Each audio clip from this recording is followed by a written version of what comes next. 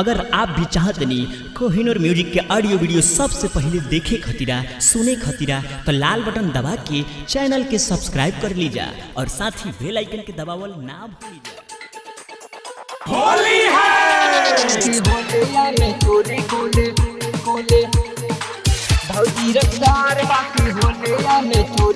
Recording by Kohinoor music studio Bakhri बाजार।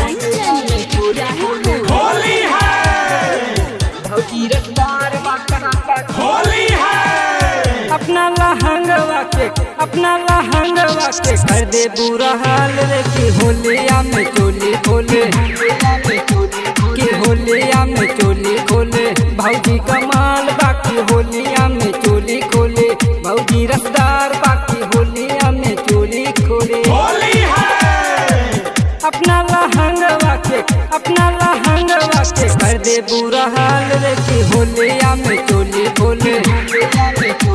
कि होलिया में चोली खोले भौजी कमाल बाकी होलिया में चोली खोले भौजी रसदार बाकी होलिया में चोली खोले।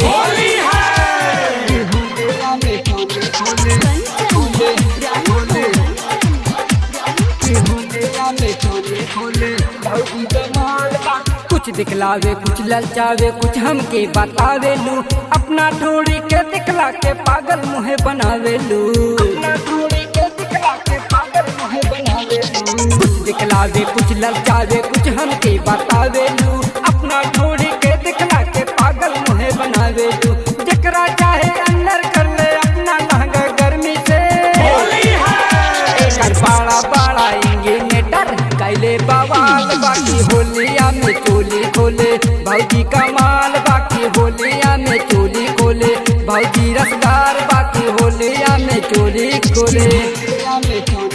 Recording by Kohinoor music studio Bakhri बाजार।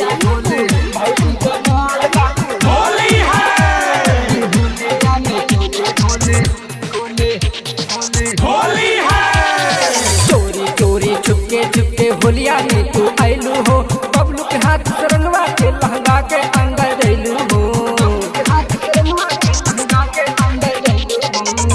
चोरी चुपके होलिया में तू आइलू हो बबलू के हाथ रंगवा के लहंगा के अंदर डैलू हो सच कहता हूँ फागुन में भौजी के गर्मी लागे लंबा लहंगा देखा बहुत झकास बाकी होलिया में चोली खोले भौजी रसदार बाकी होलिया में चोली खोले अपना लहंगवा के कर दे बुरा हाल रे कि होलिया में चोली खोले कि होलिया में चोली खोले भौजी कमाल बाकी होलिया में चोली खोले।